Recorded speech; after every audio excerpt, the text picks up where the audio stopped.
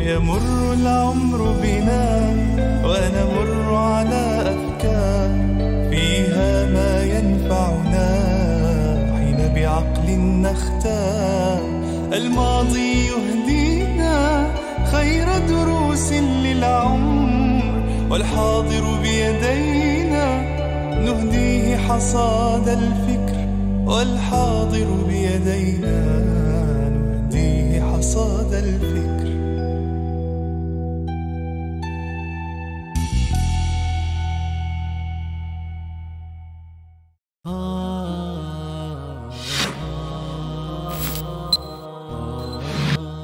Meşhur davetçi Doktor Tarık Süveydan'ın Tefekkür Cevherleri namlı programmasını huzurunuzda sunumuz.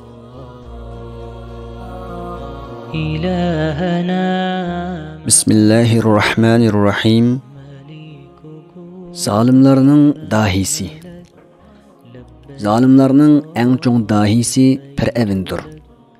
U o'z vaqtida o'xshamagan turda mislsiz zulmlarni o'tkazgan bo'lib, Allah u haqda Qur'oni Karimda mundaq deydi. Ve qala Fir'aun zaruni aqtul Musa wal yad'u rabbah inni akhafu an yubaddila dinakum aw an yudhhira fil ardil fasad. Fir'aun aytdi: "Meni qo'yutinglar, Musani o'ltiraman. Musa o'zini mendan qutuldirish uchun Parvardigorini chaqirsin. Men haqiqatan Musa'nın dininglarni o'zgartib o'tishidan yoki ziminda, ya'ni davlatda qalamqanchilik turg'izishidan qo'rqaman." Nima degan hayron qolarliq, ha? Bu hadidan shundoq oshdiki, hatto deydi: "Ana robbukumul a'la." Men sizlarning buyuk parvardigoringlar bo'laman. Va ma urikum illa ma ara va ma ahdikum illa sabilar rashad. Men sizlarga faqat nimani to'g'ri deb qarasam shuni maslahat beraman.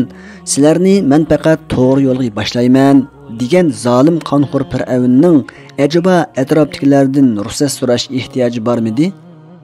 U meni qo'yutinglar degan so'zi bilan atrofdagilardan ruxsat so'rayotganligini ifodalamoqchi.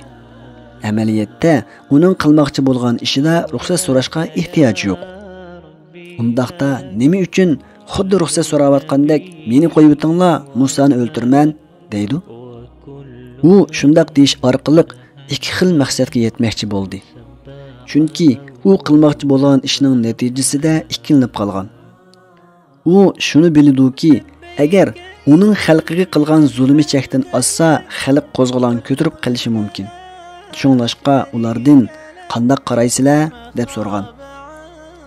Uning shundoq so'rashining yana bir sababi bo'lsa, u o'zini xuddi adolatlik inson qiyofatida ko'rsatmoqchi bo'ldi.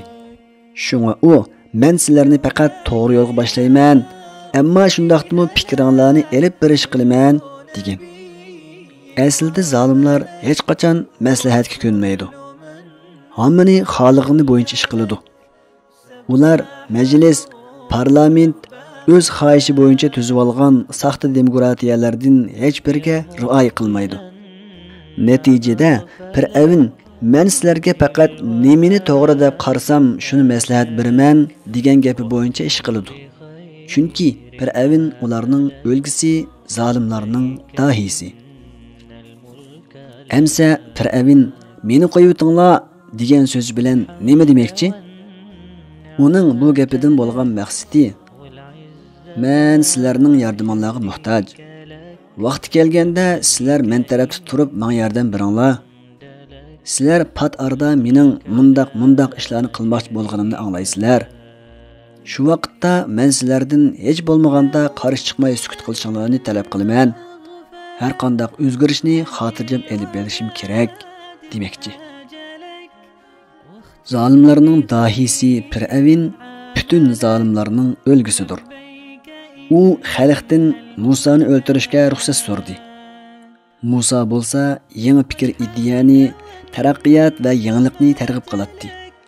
İnsanlar ham yangilik, izzat va taraqqiyotga qiziqadi.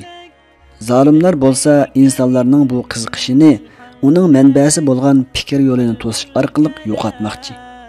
Natijada Fir'avnni bearam qilgan narsa Musa alayhissalom o'tirib qo'ygan fikr edi. Bugungi zamonimizda bo'lsa, erkin fikrlik olimlar o'tirib qo'ygan fikr ideyalar zolimlarni bearam qilmoqda. Zolimlar, sizlar bizga bo'ysunib, bizni o'z maylimizga qo'yib beringlar. Tashviqot va ta'lim tarbiyani kontrol qilib, bizga ergishadigan fikr ishlab chiqarayli, deydi. Fir'avn yuqoridagi oyatda Musa o'zini mendan qutuldirish uchun Parvardigorini chaqirsin, deyish orqali hammadan g'olib Allohni masxir qiladi. Allah zolimlarga muhlat berdi. Chunki Allah ularni va agash kuchlarini yerga yuttirib yetishga albatta qodir. Ammo Allah yaxshi ko'rgan bandalarga intayin mehribon. Zolimlarni bo'lsa, gunohini texmi ko'paytirish uchun muhlat berib, oxirida qattiq jazolaydi. Buni esdan chiqarmasligimiz lozim. Fir'avn Allohni masxir qilib bo'lgandan keyin o'zini oqlab, "Men haqiqatan Musaning dininglarni o'zgartirib o'tishidan qo'rqaman", deydi. Fir'avn o'z dinini qo'g'dashqa nima degan yerisman, ha? Shunglashqa ashu kahinlardan yordam so'radi. Ashu vaqtdagi kahinlar bugungi kunimizdami bor.